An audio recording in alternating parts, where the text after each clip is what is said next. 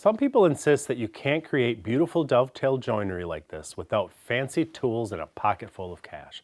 But the truth is, I made these dovetails using a trim router, a 1/4 inch straight bit, and a simple jig from some wood scraps. Here's how it works.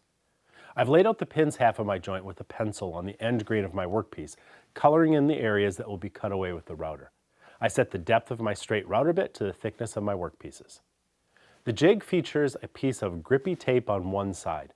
As I slip it over the end of my workpiece, that taped rabbet goes on the side that will be facing outward when the joint is assembled. That's the show face, and you'll want to keep it free from chip out. So a scrap of wood is slipped into that tape-lined rabbet where it's secured by tightening the wing nuts. Double check that everything is aligned with the top of the workpiece. Now all you have to do is cut away the waste areas between your pins by eye. The jig keeps the router stable so it doesn't tip during the cut, and that strip of wood acts as a backer to support the fibers and prevent chip out. I hog out most of the waste first, staying away from my lines. Then I go back and I slowly cut away the last little bits of waste next to my lines. Try not to go past your lines, but if you do, don't freak out. You'll be cutting the other half of the joint to match whatever you end up with.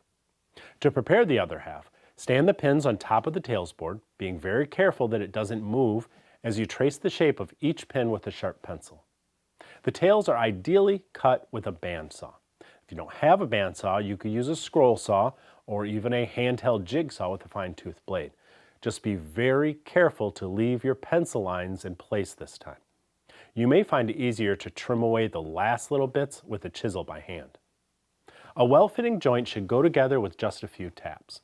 Once you do this a few times, you'll be a natural, and the results will be much better than a typical jig cut joint.